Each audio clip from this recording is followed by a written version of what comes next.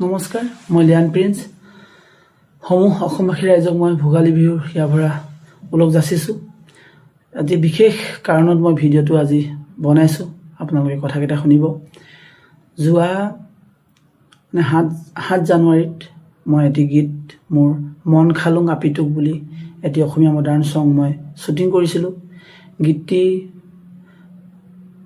গীতটিত মই কণ্ঠদান কৰিছোঁ আৰু গীতটো লিখিছে টাইচন দাই। টুৰুট গানটো যিটো লিখিছিল, পানী বেকুলীয়ে কান্দিলে জানো, সেই টাইচন দাই লিখিছে আৰু মিউজিক কৰিছে কুকিল সিংহ দাই, আমাৰ কুকিল দাই ধুনীয়াকৈ মিউজিকটো কৰিছে। তাত ৰাভা জনজাতীয় যিটো চাথাৰ টন হয়, সেই টনটো তাত লোৱা হৈছে। এটা কলাবৰেশ্যন কৰিছে মানে কুকিল দাই।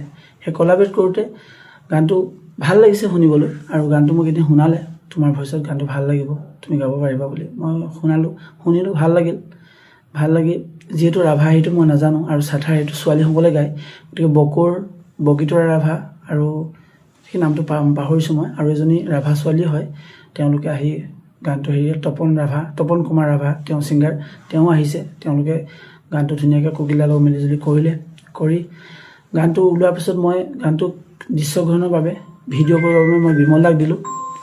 তো বিমল বৰা তেওঁ অসমৰ এজন জনপ্ৰিয় কৰিঅ'গ্ৰাফাৰ, জানে, তেওঁক সন্মান কৰোঁ। মোৰ 4-5টা গানত গান তেওঁ কৰি দিছে, তেওঁৰ পৰা আস্থা আৰু বিশ্বাস আছে কাৰণে মই তেওঁক দিলোঁ গানটো কৰিবলৈ, আৰু সুকলমে হৈ আছিল। কিন্তু গানটো শ্বুটিং হৈ থাকোঁতেই পাখি ৰাজবংশীৰ পুৰক নিশাচৰ তেওঁলোক সকলো আছিলে, কেইজন মানুহ 8-10 জন আৰ্টিষ্ট আছিলে, বদমাছ গুৰু, আমাৰ বাবু পল্লৱ, গতিকে বহুত লাভমণিও আছিল, আমাৰ পাখি পূজা পাপু আছিল। আমি গোটেইখিনি এনজয় কৰি আছিলোঁ, গানটো কৰি আছিলোঁ, পুলক নিশাৰ আছিল। হঠাতে তেওঁলোকে এটা ভিডিঅ' ক্লিপ পষ্ট কৰি দিলে, সেই চাথাৰ ডেন্সৰ। মানে কি হৈছে, গান এটা যেতিয়া কৰি থকা যায়, কাটাৰ পাছতহে গানটো যেতিয়া কাটি এডিটিং কৰাই শেষ হয়, তেতিয়াহে গম পোৱা যায় যে ক'ত কি লগাব। তেতিয়া নাচি থাকোঁতে তেওঁলোকে দি দিলে। তো দি দিয়াৰ পিছত কি হৈছে, ৰাভা জনজাতীয় কেইজনমান ৰাভা শিল্পী সমাজৰ ফালৰ পৰা এজন মানুহে মোক মানে তেওঁলোকক বোলে ফোন কৰিলে। তেওঁলোকে কথা লাষ্টত মোৰ নাম্বাৰটো দিলে, মই কথা পাতিলোঁ যে তেওঁলোকে মানে সেই চাথাৰ নৃত্যটোত মানে বেলেগ মডাৰ্ণ নৃত্য এটা দেখি পানি তেওঁলোকে বহুত মানে মোক কৈছে আৰু গানটোৰ বিষয়ে। মই এতিয়া তেওঁলোকক ক'লোঁ যে গানটো এটলিষ্ট মই আপোনালোকক ওলাব দিয়ক, কাৰণ আমি গানটো কেনেধৰণে শ্বুটিং কৰিছে বা বিমল দাই কেনেকৈ কৰিছে সেইটো আপোনালোকে এতিয়া গম পোৱা নাই। যিহেতু যি কি নহওক, গানটো হৈ গ'ল, সেইটো আমি তেতিয়া ডিলিট কৰি দিয়া হ'ল সেই ক্লিপটো। তাৰপিছত এতিয়া আমি ধুনীয়াকৈ গানটো মই 11 তাৰিখে ৰিলিজ কৰিলোঁ সন্ধিয়া। এতিয়া তেওঁলোকে পাইছোঁ, ইউটিউবত তেওঁলোকে কমেণ্ট কৰিছে, আৰু ফেচবুকতো আজি তেওঁলোকে সকলো ৰাভা শিল্পী সমাজ কেইজনমান ব্যক্তি লগ হৈ পিনি প্ৰেছ মিট দিছে। প্ৰেছ মিটত মই এতিয়া চালোঁ, অলপ দিনত মই অসুস্থ হৈ আছোঁ অলপ, আৰু ব্যস্ত হৈ আছোঁ, গতিকে চাই থাকিব পৰা নাই তেনেকৈ। এতিয়া অলপ আগত মই চালোঁ, লিংকবিলাক চালোঁ, তেওঁলোকে অলপ অসন্তুষ্টি প্ৰকাশ কৰিছে। আৰু মোৰ বা আমাৰ টীমটোৰে উদ্দেশ্য নাছিল যে কোনোবা এটা জাতিক জনগোষ্ঠীয়, যিহেতু স্পেচিয়েল মই ৰাভা জনগোষ্ঠীৰ মানে মোৰ বহুতো ফ্ৰেণ্ড আছে, আৰু শুনিছোঁ ডাঙৰভাৱে। গুৱাহাটীত যেতিয়া পঢ়িবলৈ আহিছিলোঁ তেতিয়াৰ পৰাই মই সেইবিলাক শুনিছোঁ, আৰু এজন কণ্ঠশিল্পী হিচাপে মই শিকিব বিচাৰোঁ। কাৰণ আমাৰ গুৰু, আমাৰ সাৰ্থক জুবিন দায়েও অসমত প্ৰতিটো অসমীয়া হিচাপে, প্ৰতিটো অসমীয়াৰ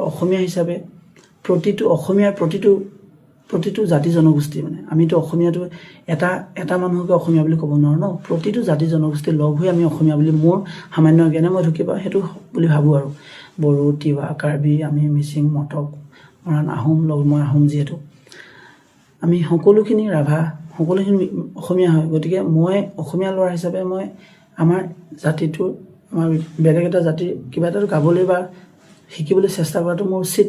গতিকে তেনেকৈ ভাবি পানি মোক কৰিবলৈ ইচ্ছা আছিলে। কিন্তু সেইকাৰণে ৰাভা টনবিলাকে কি বহুত চুইট হয়, সকলো জাতি জনগোষ্ঠীৰ টনবোৰে চুইট, কিন্তু তাত এটা বেছি ভাল লাগিলে এইটো বস্তু। মই ক'লোঁ হ'ব, সেইকাৰণেও গানটোৱে মোক এট্ৰেকশ্যন কৰিলে, মানে সেই কথাখিনিৰ কাৰণে, ৰাভাৰ চাথাৰ যিটো টন। মই হ'ব কৰিম বুলি কৈ পিনি মই গানটো ল'লোঁ, যি খৰচা হ'ল কৰিলোঁ, কৰি পিনি মই প্ৰডিউচাৰ হিচাপে, প্ৰযোজক হিচাপে মই নিজেই হয়। গতিকে মই যিখিনি খৰচা হ'ল গোটেইখিনি খৰচা কৰি বিমলদাই মোক কাহিনীটো শুনালে, এনেকৈ তেনেকৈ কৰিব পাৰি। আমি ডিছকাছ কৰিলোঁ, মই অ'কে বুলি ক'লোঁ। অ'কে কাৰণ কৈছোঁ মোৰ মতে যদি নহয় মতে নহ'ব, মোৰ মতে কৰিব লাগিব বস্তুটো, তেনেকুৱা হয়। অকল মোৰ মতে বুলি নহয়, আমি মানে মিলিজুলিয়ে কৰিব লগা হয় বস্তুটো। কিন্তু মই এবাৰ শুনাইছে, মই হ'ব বুলি ক'লোঁ, যেনেকৈ তেওঁ ক'লে তেনেকৈ হ'ব বুলি ক'লোঁ। এতিয়া গানটো ওলোৱাৰ পাছত মানে কি হ'ল, তেওঁলোকে অলপ অসন্তুষ্টি প্ৰকাশ কৰিছে। তো সেই অসন্তুষ্টি প্ৰকাশ কৰাৰ কাৰণে মোৰো মনটো বেয়া লাগিছে, কাৰণ মই যিহেতু এটা গান কৰিছোঁ আৰু তাক অলপ নতুন প্ৰজন্মই আৰু পুৰণা মানুহখিনিও যাতে বেয়া নাপায়, তাক ভালকৈ কৰিবলৈ কাৰণে মই চেষ্টা কৰিছোঁ। চ' কৰোঁতে এইবিলাক কাম কৰোঁতে কেতিয়াবা ডাঙৰখিনিকো দেখিছোঁ, মোৰ ছিনিয়ৰসকলকো দেখিছোঁ যে কেতিয়াবা সৰু সুৰা ভুল ত্ৰুটি থাকি যায়। কিন্তু এতিয়া ভুল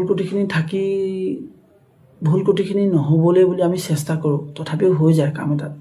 এতিয়া হ'ল, যদি আপোনালোকক দুখ দিয়া মোৰ একো উদ্দেশ্য নাছিল, মোৰ বা আমাৰ টীমৰ কাৰোৰে উদ্দেশ্য নাছিলে সেইটো।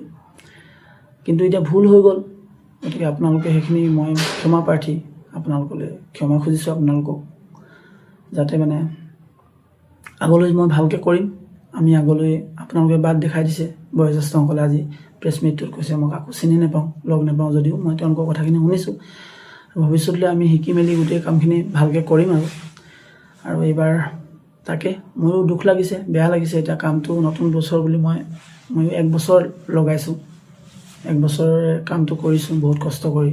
আমিও উঠি অহা নৱপ্ৰজন্মৰ কণ্ঠশিল্পী হয়, কণ্ঠশিল্পী হিচাপে যি পাৰোঁ নিজৰ গাঁঠি ধন খৰচ কৰি কামখিনি কৰিছোঁ। গতিকে আপোনালোকেও ইমান বেয়াকৈ ভাবিব নালাগে, আপোনালোকেও বহুত খং কৰিব নালাগে, কাৰণ এইবিলাক কামত সৰু সুৰাকৈ ভুল হয়।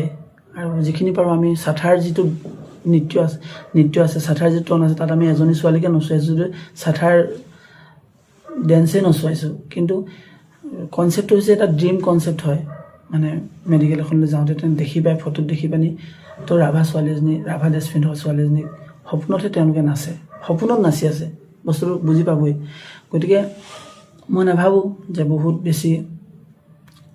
বহুত বেছি আপোনালোকে যেনেকৈ মোক কৈছে বা নতুন প্ৰজন্মক ভয় খুৱাই দিয়া নিচিনা কৰিছে, তো তেনেকুৱা ধৰণৰ কিবা হৈছে বুলি। সৰু সুৰা ভুল হয় কামবোৰ কৰোঁতে, কেতিয়াবা আমি মৰাণ মটক গীত এটা কৰিবলৈ গ'লেও অলপমান অসুবিধা হয়। এতিয়া বিহু এটাও আমি যদি কৰিবলৈ যাওঁ, সম্পূৰ্ণকৈ আমি কৰিব নোৱাৰোঁ, এইবিলাক কাম সম্পূৰ্ণকৈ কৰিব নোৱাৰি আচলতে। মানে বহুত দিন লাগে কৰিবলৈ, বহুত চেষ্টা কৰাৰ পাছতহে পাৰফেক্টলি কেতিয়াবা হয়। আৰু কেতিয়াবা এনেকৈ ভুল হোৱাটো স্বাভাৱিক বুলি ভাবোঁ।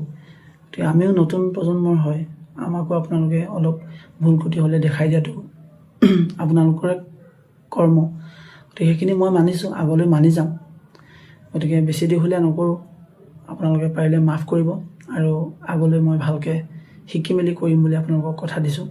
আৰু প্ৰতিটো কথা কাম যাতে যাৰেই নেগাওঁ কিয়, আমাৰ অসমৰ প্ৰতিটো জনজাতিয়ে মই বুলি নহয়, আমাৰ নৱপ্ৰজন্মই যোনেই নকৰক কিয়, অলপ ভালকৈ মন দি কৰিব বুলি ময়ো আশা ৰাখিছোঁ। আৰু মই আগলৈ সদায় সতৰ্ক হৈ কাম কৰি যাম বুলি আপোনালোকলৈ পুনৰবাৰ মই ক্ষমা খুজিছোঁ। আৰু তাকে কৈ মই আজি আপোনালোকক বিদায় মাৰিছোঁ আপোনালোকৰ পৰা।